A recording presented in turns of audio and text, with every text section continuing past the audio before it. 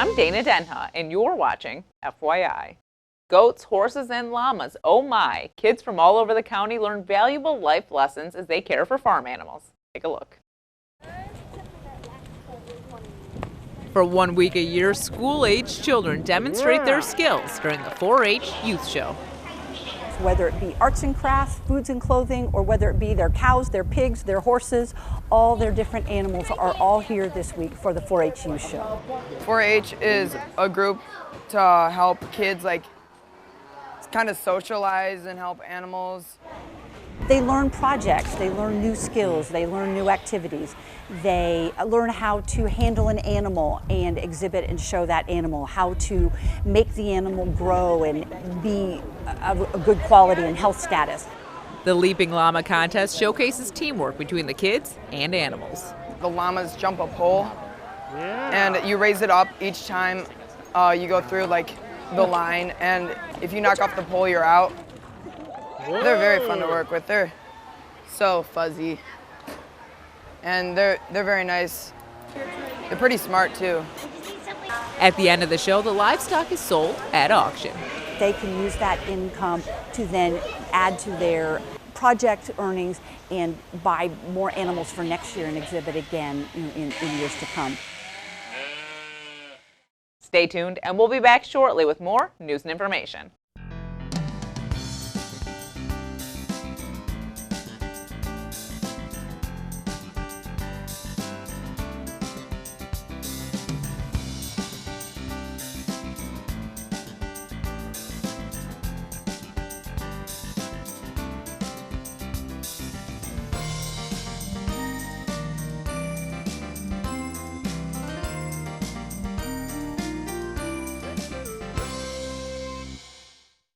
As we know, summer in Ann Arbor delivers much to do in the way of one-of-a-kind events that make our city special.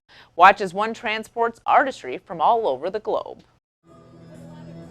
The Rolling Sculpture Car Show has brought the real steel for 23 years. The founder of the show is a guy named Bob Elton. Bob Elton is an automotive designer. Went to art school, was in U of M art school back in the 80s. And he saw cars, older automotive design, as rolling sculpture. They're pieces of art, the styling of cars. You see modern cars, new cars, old cars, strange cars, cars that really don't have much interest other than they're not very interesting cars. So yeah, it's just a really cool selection. This year, the Mustang really caught our eye. I got it in about 2013. And I actually built it with my dad before I moved to Michigan. So I used to live in Colorado, restored this the year before I left Colorado, drove it all the way out here, and here I am. I've had it through hurricanes, I've had it through snowstorms, studded snow tires, Huron River Drive. So the cars, I call him a warrior. His name's Bucephalus because I've had him the longest in his lifetime. And actually my lifetime too. We're about 30 years is our anniversary year together. Another head turner traveled from across the pond. When I was probably, 10 or something, I saw a Jag like this in a service station and had the bonnet up, and the bonnet swings from the front up. I just thought that was the coolest thing in the world. This is a great opportunity to get out, get into the community. Maybe if you've never gone to a car show before, check it out. There are so many plant species available out there, but it benefits the ecosystem when you think about greenery native to our area. Learn more about native planting from the Natural Area Preservation in this month's City Roundup in 60.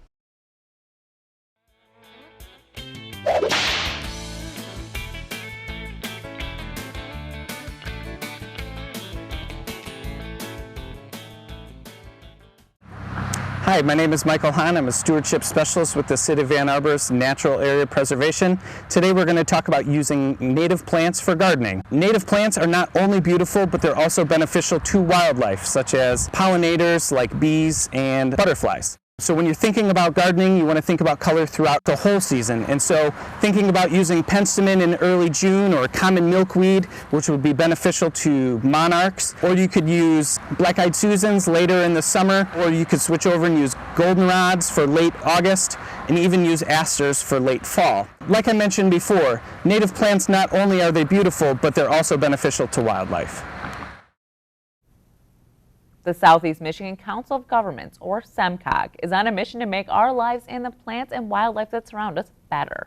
To do that, they are asking for the public's input on ways to make our area the best it can be.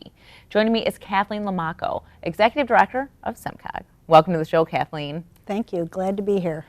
So what you could maybe start with is kind of tell people what SEMCOG is, because I think maybe a lot of people don't really know what it is.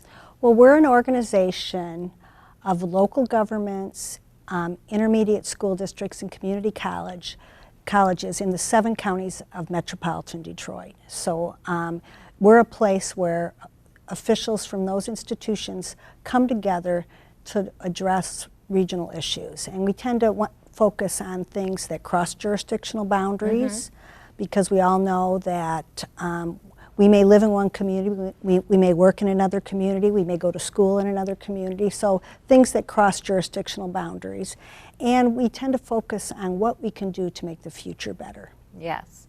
So I think a big thing that maybe you tackle is transportation.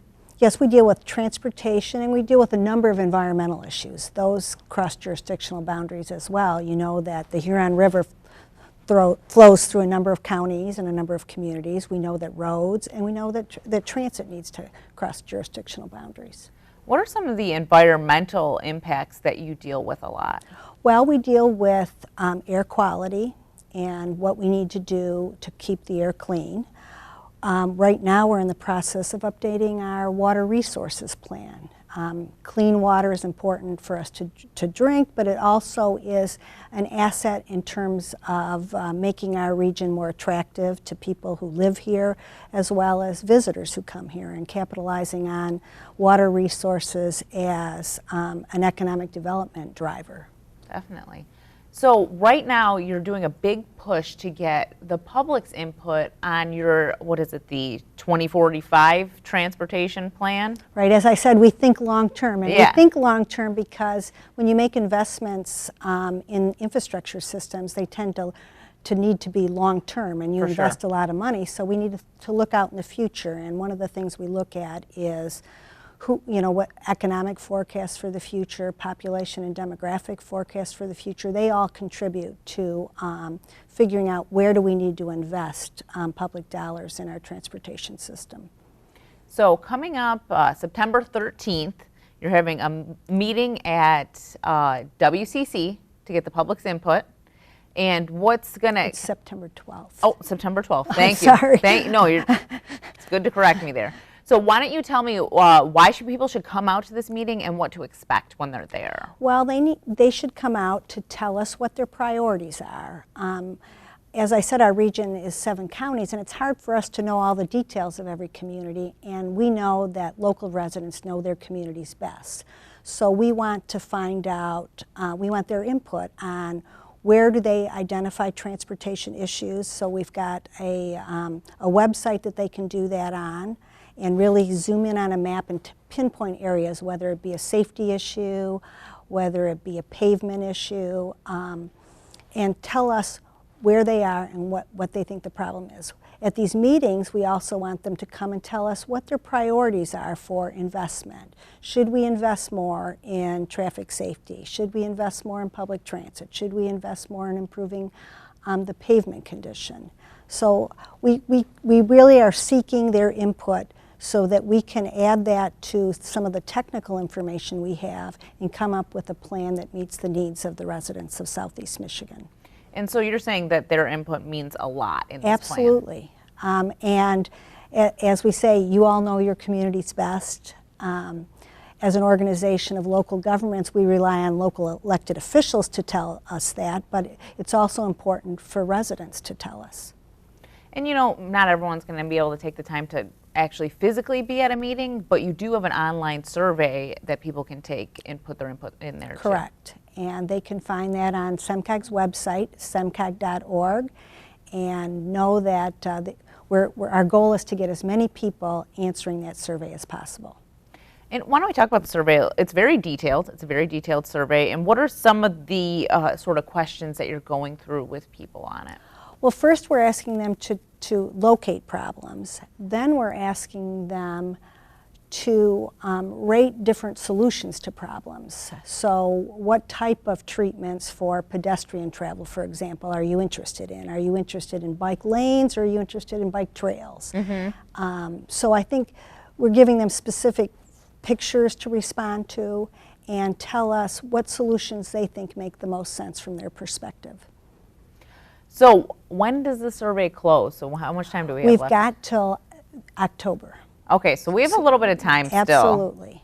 Yeah, and it's important. It's an important survey, to, especially when you are traveling a lot, and even just locally in your community, to kind of tackle some of the areas. I was looking at the survey, and it was even like, where do you find that the roads are really bad? And I think that might, I mean, I always hear people talking about that sort of thing, like, oh, I hate driving down this area because the roads are horrible, and I get a lot of potholes. There's a lot of potholes and stuff. Yeah, we want it to be very locationally specific, and we want to use all the residents to help us identify those problems. We know the condition of the system as a whole is getting worse, but you can help us tell us where specifically we should focus our attention. Is there anything else you'd want to tell people about taking the survey or coming to the meeting, or just getting involved in your community before we go? Well, I would like to encourage them all to visit our website, semcog.org. There's a couple of things that are specific to what can residents do to improve their community and their region. And there's a couple of those things are dealing with traffic safety. We've got a traffic safety campaign right now, which is really encouraging people to bike, drive and walk safely. So it really is about sharing the roads and sharing our transportation system.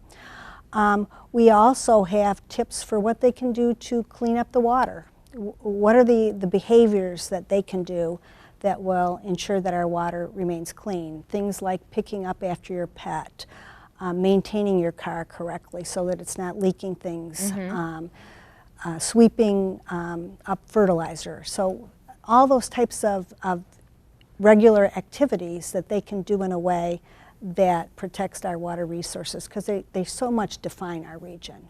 All right, well, thank you so much for coming on the show, Kathleen. Well, thank you for having me. Visit a2gov.org/CTN for more on this and other programs. Thanks for watching, and tune in next time to FYI.